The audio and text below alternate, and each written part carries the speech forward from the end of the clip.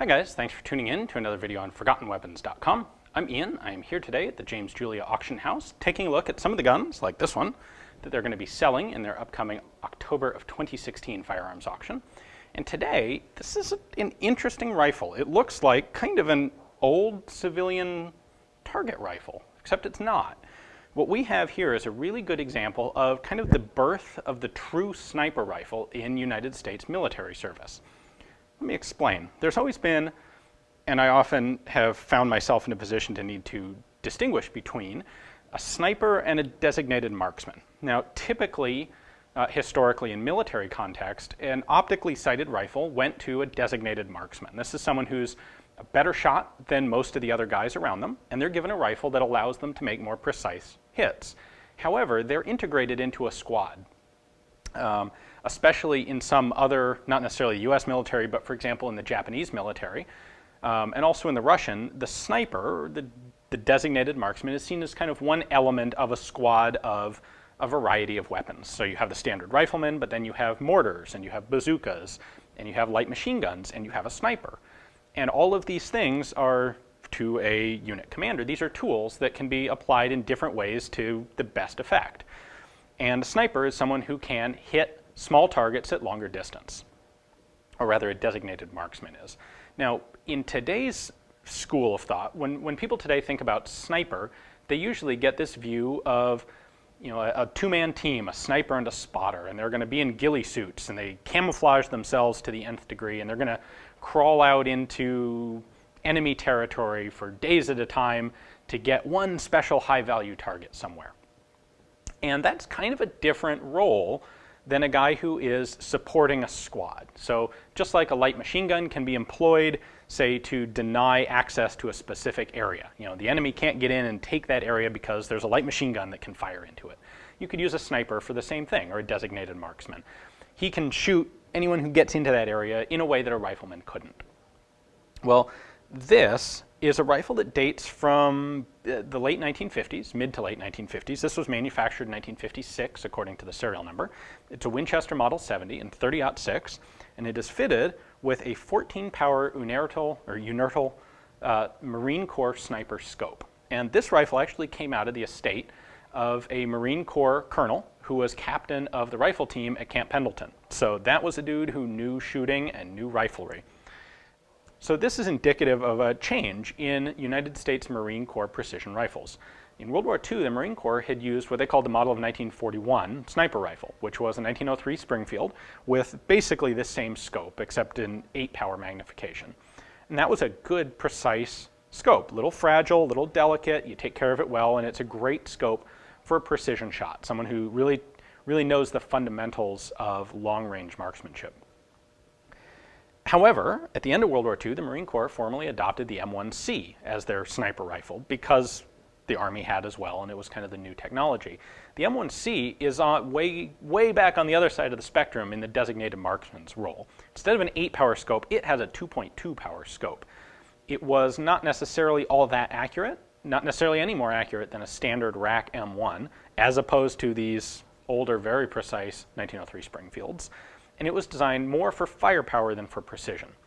And this caused a ripple effect, I think, through the Marine Corps, where a lot of the hardcore competition shooting, Camp Perry competitive national match sort of guys who had this very strong belief in the marksmanship role in the United States Marine Corps, they wanted a precision rifle. And in fact, in 1951, at the behest of some of these people, the Marine Corps actually evaluated the Winchester Model 70 with an 8-power Unertl scope.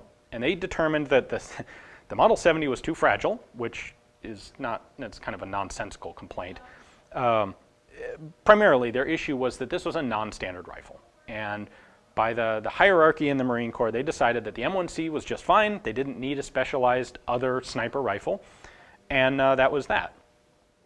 However, a lot of the hardcore shooters in the Marine Corps, the precision rifle guys, the competitive guys, didn't really accept that decision because I think to them the M1C was a giant pile of junk and they wanted a real rifle instead. And so in Korea and in Vietnam, a lot of personal weapons, well, relatively speaking, a lot of the really good snipers brought their own personal rifles to the war. And they'd be chambered in 30-06, but they'd be guns like this one that were really set up as precision rifles instead of designated marksman's rifles. And this is kind of a vague difference. Hopefully I've sort of effectively elaborated on what the distinction is between the two. But this is truly a precision rifle. This one has a 14-power scope. One of the complaints that the Marine Corps had in '51 when they evaluated this was that even at 8-power, the field of view was small enough that you really had to have a spotter. And it's interesting that they used that term. They actually said required the use of a spotter to help find targets. And that's kind of a defining feature of what we would think of today in the sniper spotter two-man team.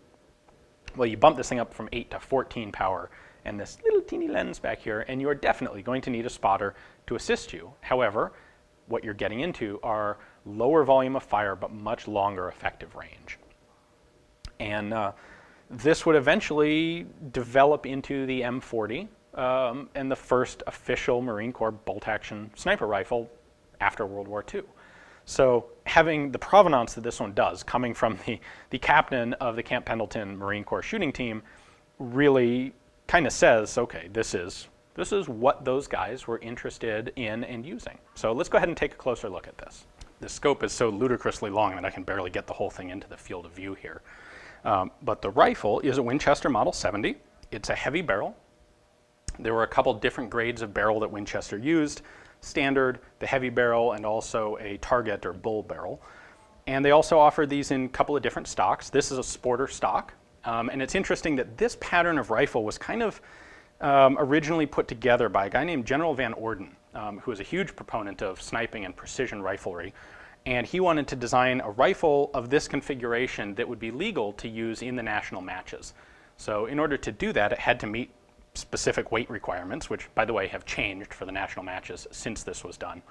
And he was able to determine that a Winchester Model 70 with a heavy barrel and a sporter stock and a scope like this would meet those weight requirements. So he kind of formed the prototype of this rifle, which would then go on to be used by a lot of Marine Corps precision shooters.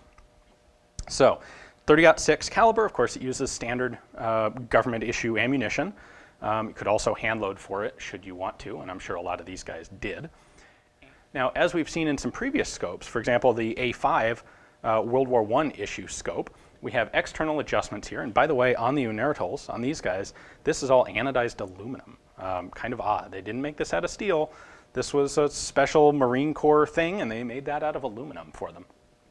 However, all external adjustments to the scope, and the scope is actually free floating in, there we go, in its mount. This one's a little tight and sticky, but on the A5 sniper rifles back in World War I, when you fired, the scope would slide forward, and that's done to protect it, to buffer it from the impact of recoil, so you don't damage what is otherwise a relatively fragile scope. On these later guns, they actually added this spring to them, which would push the scope back into position for you. As I said, this one's a little tight and sluggish. On the early guns, you actually had to manually pull the scope back up to its stop to get it back in position for each shot. This one, it does it for you, and that's why you'll see these springs on the Marine Corps scopes. You can see the markings there, J Unertl, USMC sniper, and a serial number. And then this 14 indicates the magnification of the scope. That's actually set by this rear piece, and it's easy enough to change the magnification on these. You just swap out this piece. So you'll find these down to 8 power and up to 20 power. You can see here on the rifle we have basically standard commercial Winchester markings, caliber 30 government '06. Okay.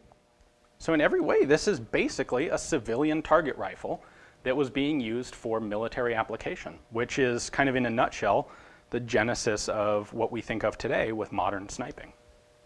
So the scope covers on these are actually threaded caps, front and rear, threaded into the body of the scope itself. So smooth, very secure. You're not gonna, those aren't gonna get bumped off, although you do run the risk of losing them once you remove them. And then the reticle for these is a very fine crosshair. Got big target adjustment knobs here, all, as I said, all external modification or adjustment of the scope.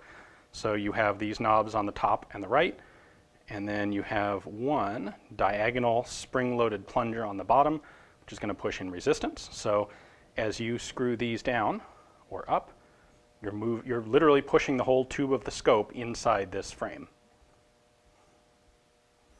No iron sights on these rifles at all, because really the whole point was long-range precision. And if your scope isn't working, you're not going to be able to make those shots with iron sights alone anyway. So no reason to bother putting them on the rifle. Thank you for watching, guys. I hope you enjoyed the video. It's really cool to get to take a look at a rifle like this and to actually know that it does have the provenance. So this really was something from the late 1950s in the Marine Corps. It really lets us see this cool view into the evolution of sniping with the Marine Corps and the US military at large. And of course, the rifle's coming up for sale. So if you would like to have this really cool piece of military sniping history, take a look at the description text below the video. You'll find a link there to the James Juliet catalog page on this rifle. You can see their documentation, their pictures, their description. And if you're interested in the gun, place a bid online or over the phone, or come up here to the auction and participate live. Thanks for watching.